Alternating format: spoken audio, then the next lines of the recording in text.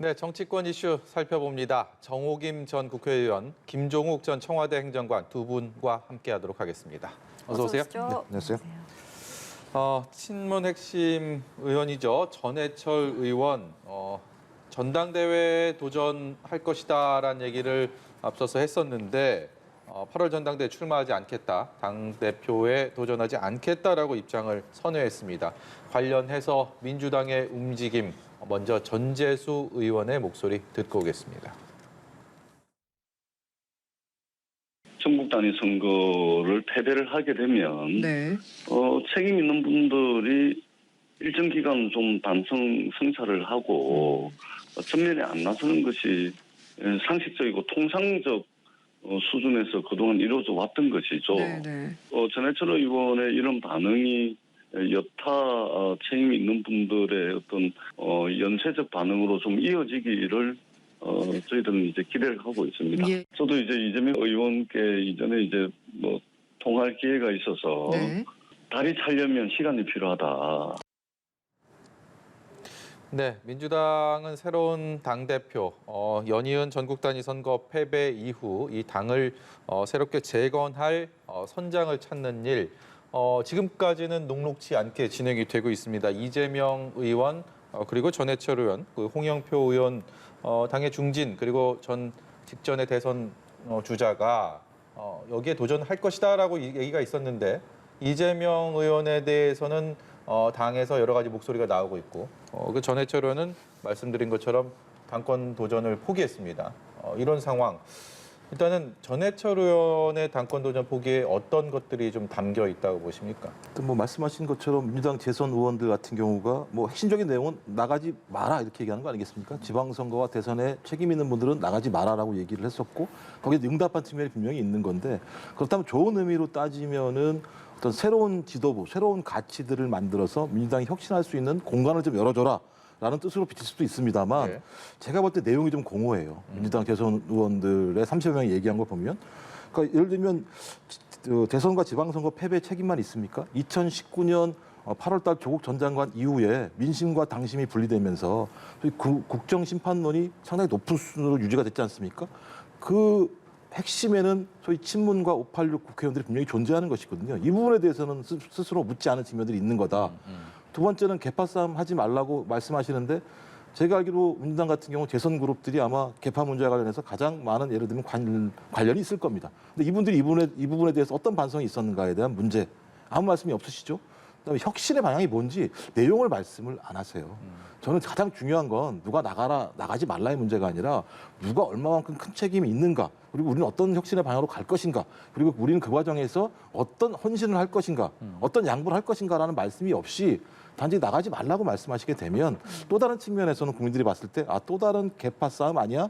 또 다른 공천권 싸움 아니야? 이렇게 비칠 수도 있기 때문에 취지는 알겠으나 국민들에게 정확히 무엇이 문제인지에 대한 사실을 알리실 필요가 있다는 생각이 듭니다. 과거에 지금의 국민의힘 전신인 새누리당도 그렇고 한나라당도 그렇고 개파 갈등이 꽤나 심각했었습니다. 그야말로 무늬만 같은 당일 뿐 서로에 대한 이 적대감이나 이런 것들도 진짜 심상치 않았던 수위까지도 올라왔었는데, 그때랑 비교해 보면 지금 민주당의 상황도 좀 어떻게 보이십니까? 그때랑 비교해보고 지금 어떤 상황인지 민주당이 좀 봤으면 좋겠다는 생각이 드는 게요. 정말 지금 말씀하신 대로 개파 갈등, 친이, 친박, 그것도 모자라서 또 나중에 진박도 나오고요. 또 심지어는 주이, 야박, 낮에는 친이계인 것처럼 하다가 밤에는 나는 친박이에요 이렇게 고백을 했다라는 웃지 못할 농담까지 나오지 않았습니까? 예. 지금 잘 보세요. 친이, 친박 하던 사람이 지금 친윤으로 다 들어가 있잖아요. 결국은 정치적 이해예요. 그리고 이 개파가 생기는 것이 명분으로는 예를 들어서 혁신이라든지 이런 얘기를 할지 모르지만, 조금 전에 김 교수 말씀하셨듯이 결국은 대선 경선 그리고 총선 공천, 여기에 지금 매몰돼 있는 거예요. 그러니까 정치인들은 금배지 단 사람들은 그게 가장 중요하고, 대선 갈 사람은 자기 대선 경선에서 세력을 확보하는 게 중요하지 않겠어요? 예. 그렇기 때문에 전해철 의원이 무슨 행동을 하든 이재명 의원은 반드시 지금 요번 그 당권 도전할 거라고 보이고요. 그리고 이런 혁신 이게 전부 허망한 얘기입니다. 결국은 정치적으로 누가 세력을 많이 확보하느냐고요. 그리고 또 이 계파가 남아 있으려면은 한마디로 전설이 돼야 되는데 결국은 친노 계파가 지금 남아 있는 것처럼 보이는데 고 노무현 대통령이 어떤 선택을 했습니까? 그리고 친박, 친이계 어떤 사람들의 좌장이라고 할 수 있는 전직 대통령이 지금 어떤 위치에 있느냐를 보면은 좀 반성도 되고 자기 성찰도 될 텐데 그게 안 돼요, 정치권은. 예. 네, 말씀해주신 것처럼 뭐 이런 분위기에도 불구하고 이재명 의원의 과 관련된 지금 전해진 이야기들을 종합해 보면 당권 도전을 하는 쪽으로 좀 기울어진 것 같은데 이재명 의원이 최근에 뭐 김두관 의원을 만나서 좀 당권 도전할 때 좀 도와달라 이런 이야기를 한 것도 좀 전해지는 것 같습니다. 뭐 김두관 의원에게만 도움을 요청하셨겠습니까? 다양하게 도움을 요청하셨을 거라고 보고 일단 개항에 출마하는 순간 저는 칼날이 올라갔다고 봐요. 개항 출마에 대해서 많은 국민들이 반대한다는 걸 모르고 출마했겠습니까?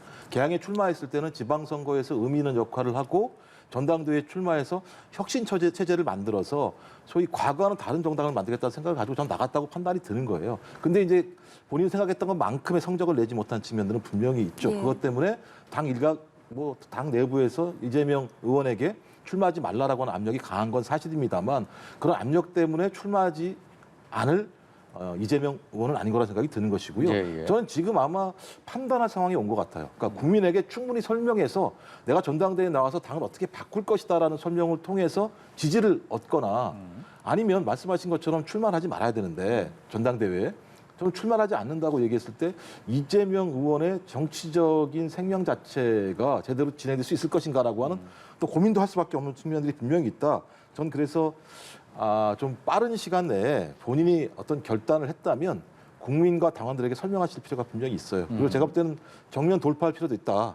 이런 생각이 들고요. 아마 제가 볼 때는 그 정면 돌파를 지금 준비하고 있지 않을까 이렇게 생각을 합니다. 이재명 의원 입장에서는 말씀하신 것처럼 정치적으로 본인이 또 승부를 걸어야 될 시점이기도 하고 또 판단할 상황이 왔다라는 말씀처럼 오늘 민주당이 1박 2일 뭐 난상 토론 워크숍을 갖는다고 하는데 민주당의 진로라고 이것은 걸어놨지만 결국은 이재명 의원의 앞으로 8월 전대까지의 행보 거기에 대한 지금 이 판단을 과연 어떻게 할 것인지에 대한 것들을 좀 가늠해 볼 수 있는 그런 자리가 아닐까라는 전망들 나오고 있는데요. 어떻게 보십니까? 예, 그렇죠. 제가 볼 때는 어떤 형태로든 이재명 의원이 이 부분과 관련된 언급을 할 거라는 생각이 드는 것이고요. 아마 그 언급된 내용들은 아마 내일 뭐 이렇게 엄청난 파장이 될 수도 있을 것이고 출마 기정사실화라고 얘기하게 되면 뭐 당 내분 갈라져 이런 얘기가 나올 거라는 생각이 드는데 예. 저는 핵심 하나라고 봐요. 민주당의 최대의 문제는 당심과 민심의 괴리다. 그걸 어떻게 알 수 있냐면요. 2020년도 국회의원 선거할 때 위성정당 만드는 문제와 관련해서요. 권리당원 70%는 찬성했는데요. 국민, 중도층, 민주당 지지층들은 다 반대했어요.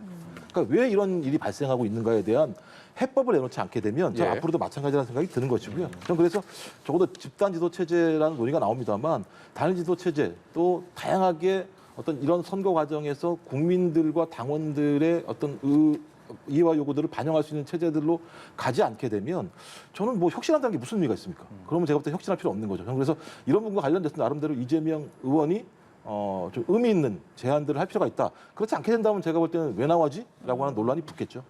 우리나라 사람들이요. 굉장히 그 정치가 좀 이렇게 드라마틱할 때 관심을 갖고 또 그 드라마를 만드는 그 주인공에 대한 그 지지도가 올라가거든요. 그리고 언론이나 여론도 그렇잖아요. 개가 사람을 물면 뉴스가 안 되지만 사람이 개를 물면 뉴스가 되잖아요.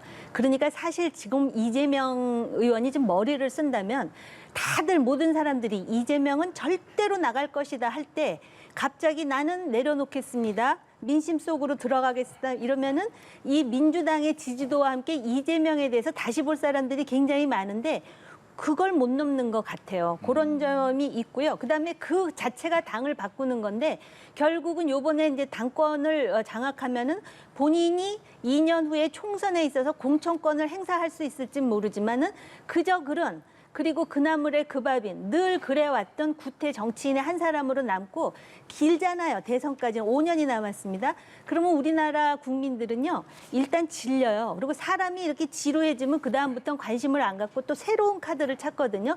그렇기 때문에 저는 만약에 제가 이재명의 참모라면은 요번에 끝까지 나갈 것처럼 하다 마지막 순간에 저 다 내려놓겠습니다. 진짜 혁신이 무언가를 보여주겠습니다. 라는 드라마를 만들면 좋을 텐데 김 네. 교수님 말씀대로 할 것 같아요. 근데 저는 이제 왜 그랬냐면 저 지방선거에 출마할 때도 제가 무슨 얘기를 했었냐면 당이 부르면 나가지 말아라. 국민이 부르면 나가라. 전 그게 맞다고 생각했었거든요. 왜냐하면 정치를 하는 이유는 국민을 위해서 하는 거니까요. 근데 지금도 마찬가지인데 여론은 좋지 않아요, 실제적으로.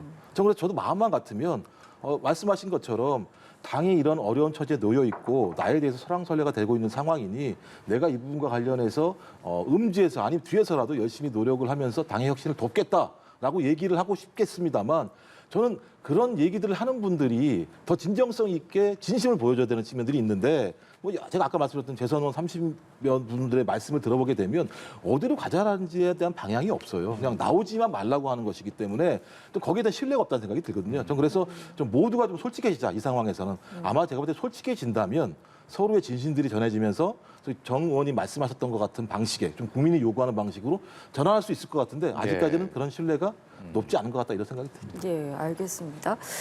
한편 국회 원구성과 관련된 이야기를 해보면 여전히 난항을 겪고 있는 상황입니다. 권성동 국민의힘 원내대표가 민주당이 원구성 협상 조건으로 대선 기간에 이뤄졌던 고소 고발을 취하하자라고 요구를 했다면서 이렇게 주장을 하자 또 이재명 지키기라는 주장이 나왔는데 민주당은 지금 여당이 거짓말하고 있다 또 이렇게 반박을 한 상황입니다. 결국 협의는 불발이 됐는데 글쎄요 쉽지 않아 보이는 상황입니다. 어떻게 예상하세요? 계속 이렇게 공전을 하는 이유에 대해서 모르겠습니다. 그만큼 협상이 어려운 거거든요.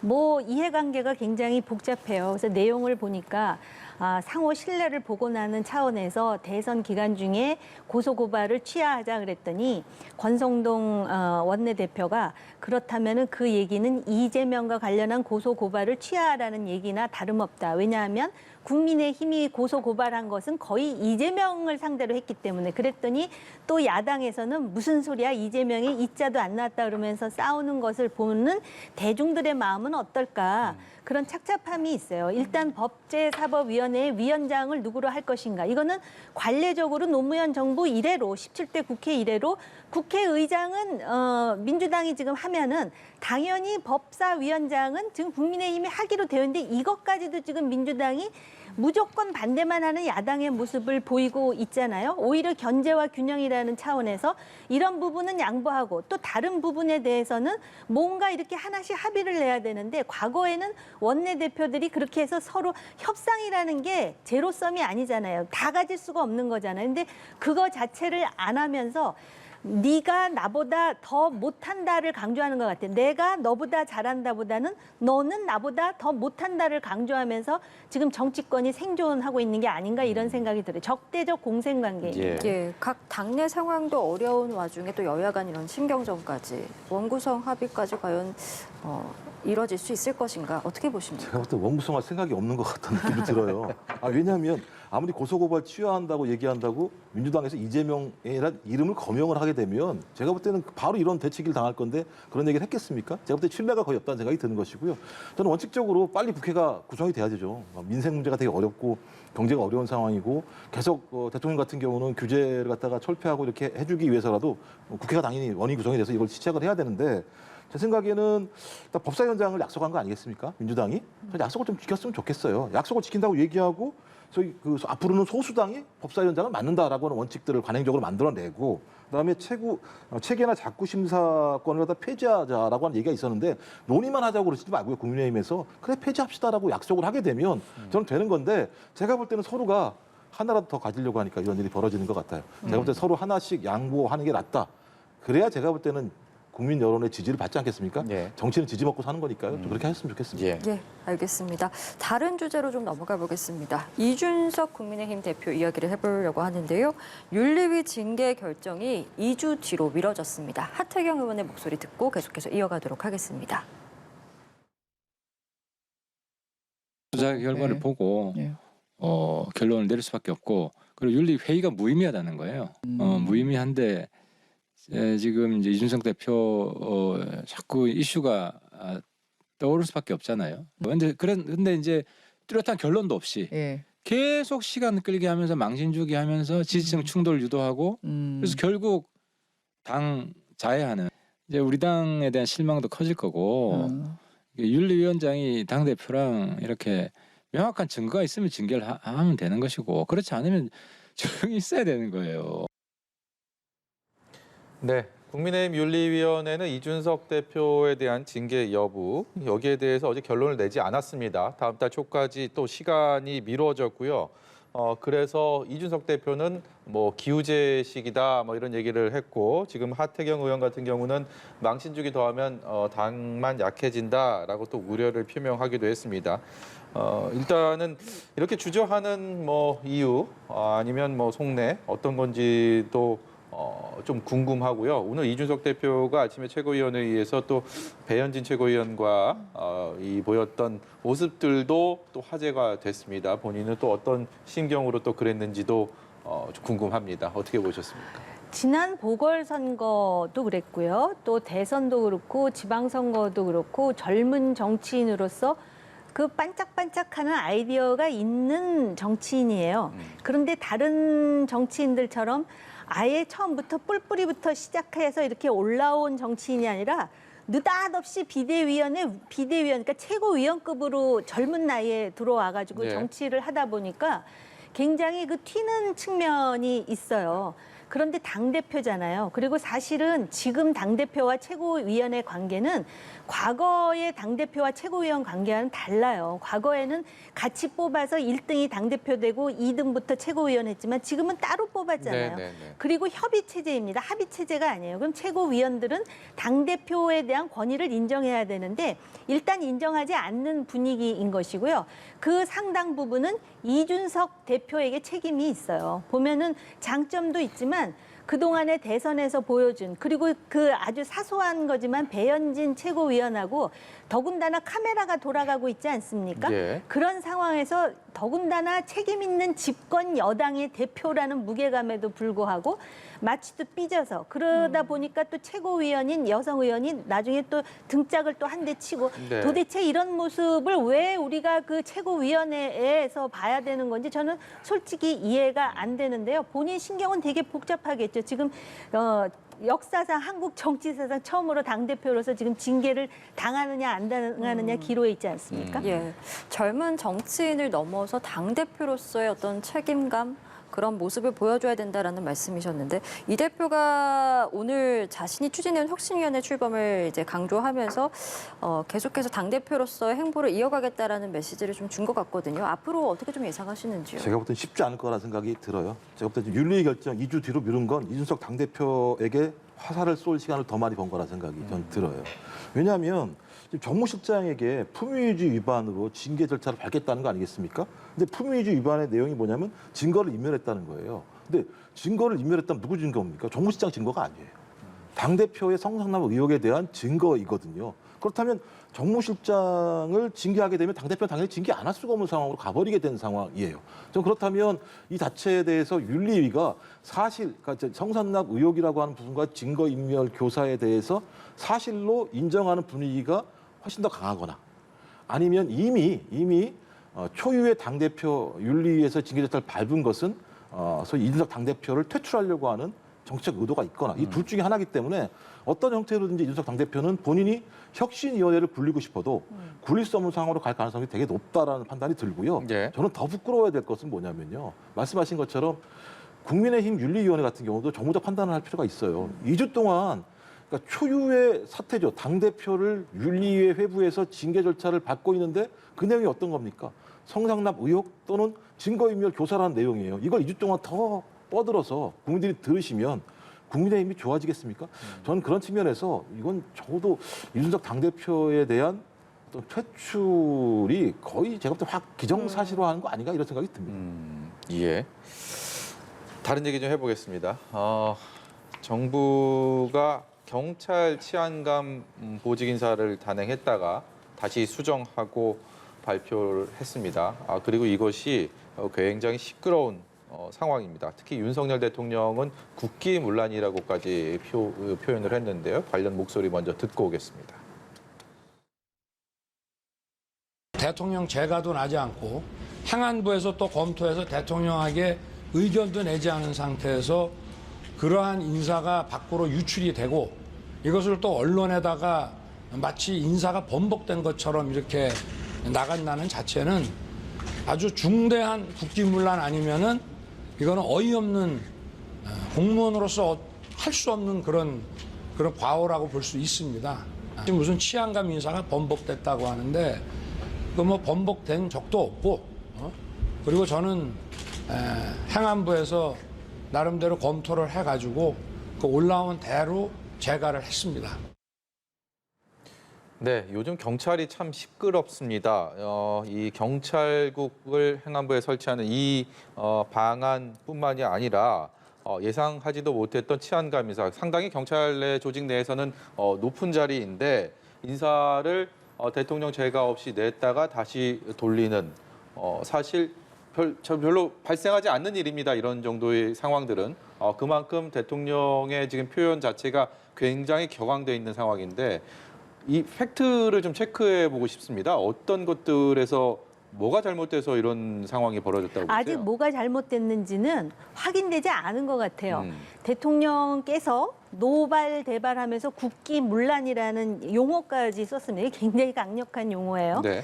그런데 또 행안부 장관은 출근길에 그러면은 그 경찰청장 면담할 것이냐 그랬더니 모르겠다라고 답변을 하면서 인사 번복 논란에 대해서 그럼 조사할 필요가 있느냐 그랬더니 생각해 보겠다 그랬더니 이게 국기문란이면은 조사해가지고 국기문란의 주동자들을 처벌해야 되는 거 아닙니까? 그런데 또 야당은 야당대로 다른 소리를 해요. 그리고 왜 일단 기본적으로 처음에 아니라는 거 있잖아요. 그게 왜 행안부에서 경찰청으로 가가지고 그게 공개가 됐는지 이 부분이 저도 잘 모르겠어요, 솔직히. 네.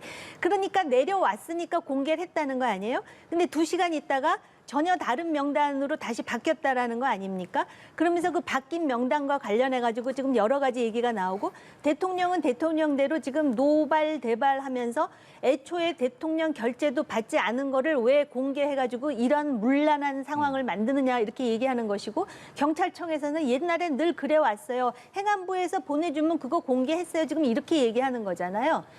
왜 이런 상황이 벌어지는지 저도 솔직히 참담한 생각까지 듭니다. 왜냐하면은 지금 경찰 개혁과 관련해서 여러 가지 논란이 있었잖아요. 사실 그 민주당의 검수완박 때문에 경찰의 권한과 역할이 경찰이 감당할 수 없을 만큼 커졌습니다. 수사 말 것도 없고요. 수사 종결권도 있죠. 거기다가 심지어 대공수사권까지 있어요. 그러니까 역할도 커지고 권한도 커졌기 때문에 이것을 어떤 식으로든 견제와 균형을 해야 돼요. 그런데 그 과정에서 제도 개선을 한다 그러면서 인사, 징계 모든 걸 또 행안부 장관이 갖는다 그러니까 개혁을 하고 견제와 균형을 하는 건 좋은데 대통령의 최측근이라고 할 수 있는 행안부 장관이 이걸 다 가져간다? 그럼 과거의 그 군사 권위주의 시절에 치안국 같은 거 부활하는 거 아니야? 경찰국을 만든다는 거 아닙니까? 상황이 굉장히 복잡합니다. 예, 말씀해주신 것처럼 공교롭게도 이 인사가 이제 발표가 된 그 날이 행안부에서 경찰국 신설해서 이제 경찰을 좀 견제하겠다라고 그 권고안이 나와서 경찰이 반발이 굉장히 거센 시점이었거든요. 인사 시작부터 지금 잡음이 있는 상황입니다. 예, 그래서 이제 뭐 일각에서는 이거 경찰 길들이기 아니냐 이런 얘기가 나오는 거죠. 그 권고안이 나오고 난 다음에 바로 아주 이례적으로 인사안이 전격적으로 발표가 됐었고 그 인사안과 관련해서 또 7명의 인사가 번복되는 상황이 벌어지고 그래서 이거 무슨 일이야 이렇게 물어봤더니 맨 처음에 경찰청에서는 실무자의 착오였다고 얘기를 했었고 또 그다음에 그것이 또 문제가 되니까 다음에 나왔던 얘기는 행안부에서 안을 보낸 것이 우리가 최종안인 줄 알았다. 공개했다고 얘기를 하고 있고 그다음에 맨 마지막에 나온 얘기가 뭐냐면 경찰청에서 파견한 치안 정책관의 실수라는 얘기까지 나왔어요. 근데 여기에 대해서 대통령이 국기문란이라고 얘기를 했었습니다. 그러면 국기를 문란할 의도가 있었다는 거잖아요. 제가 볼 때 그러면 여기서 제시된 이 치안 정책관이 만약에 이게 사실이라면 국기를 문란할 의도를 가지고 예를 들면 이런 행위를 했다라고 볼 수밖에 없는 친구들이 되게 많이 있기 때문에 그럼 이 얘기는 뭐냐 결론적으로 모든 화살이 경찰에게 가고 있다는 거죠. 그렇다면 지금 상황에서 소위 윤석열 정부, 그다음에 행정안전부 장관 같은 경우는 경찰 조직을 장악하려고 하는 의도가 명확하구나라고 의심할 수밖에 없는 측면들이 많이 있습니다. 방법도 과거로 돌아간 거죠. 치안본부, 옛날에 예를 들면 내무부 치안본부로 들어가는 것처럼 모든 권력을 장악하려고 하고 있고, 왜냐하면 장악을 한다는 거 말이 안 되는 게 국가경찰위원회에서 이런 일에 대해서 위원회 차원에서 논의를 해요. 권고입니다만. 그럼 두 가지의 권력이 있는 거잖아요. 전 그래서 왜 과거로 돌아가려고 하는 것인가? 이건 제가 볼 때는 어떤 형태로든지 경찰을 길들이려고 하는 것이다라는 것이고, 또 하나 고민스러운 건 뭐냐면 한동훈 법무부 장관이 대통령에게 지명됐을 때 했던 얘기, 검수완박을 저지하겠다. 수사권이 넘어간 거 아니겠습니까? 또 그런 일환이 아닌가 하는 생각도 들 때가 있어요. 가끔은. 예. 그런가 하면 경찰도 그렇고 검찰도 뉴스거리들이 꽤 있습니다. 어제 검찰에서 고위 간부 인사가 있었는데 물론 뭐 윤석열 대통령의 또 검찰총장 시절에 그리고 한동훈 법무장관과 오랜 호흡을 맞춰온 검사들이 주요 보직으로 가고 승진을 한 것은 어떻게 보면 당연하다라고 볼 수도 있겠습니다만, 문제는 이런 검사의 인사들이 있는 과정에 검찰총장의 자리가 너무 오랫동안 비어 있다는 거. 김호수 전 총장이 스스로 물러난 이후에 검찰총장 추천위도 아직 구성이 안 돼 있고, 이런 상황에서 고위검사들이 임명이 되니까 검찰총장 패싱이다. 한동훈 표 모든 인사가 좌지우지 된다. 이런 얘기들이 따라 나옵니다. 여기에 대해서는 어떻게 보고 계십니까? 그러니까 왜 문재인 정권 당시에 그 검찰총장이 법무부 장관이 그 제청해서 대통령이 검찰 인사를 할 때 검찰총장과 협의하기로 되어 있는데 그걸 안 해가지고선 그 추미애 장관이 지금도 회자되는 그런 용어를 써가면서 그래갖고 굉장히 논란이 됐고, 사실은 그런 일련의 갈등이 당시 윤석열 검찰총장을 좀 부각시키는 계기도 됐었습니다. 그런데 지금은 아예 검찰총장을 임명하지 않고 있는 상황에 추천위원회도 만들어지지 않고, 그러다 보니까 문제 제기를 하는 사람들이 많고, 또 대통령은 한동훈 장관이 잘할 것으로 본다 이렇게 얘기하지만 객관적이고 중립적으로 보자면 법상 물론 인사권은 법무부 장관에게 있다 하더라도 검찰총장과 협의하기로 되어 있으면 검찰총장을 뽑아가지고선 정당성을 좀 갖추면서 하면 얼마나 좋겠습니까? 그러다 보니까 아직 뽑지도 않은 검찰총장이 이미 식물총장이라는 이야기까지 나오잖아요. 근데 이 지적은 꼭 해야 될 것 같아요. 이 사달이 왜 일어났느냐? 결국은 검수완박 때문에 그래요. 그러니까 저는 솔직히 이런 식의 인사하고 마치도 검찰총장을 패스하는 것 같은 이런 상황에 대해서 비판적인 입장이지만 왜 이렇게 하느냐. 검찰과 법무부의 입장에서는 솔직히 그 적폐와 관련한 여러 가지 수사를 신속하게 해야 됩니다. 왜냐하면 검수완박 때문에 시간이 4달, 3달밖에 안 남았어요.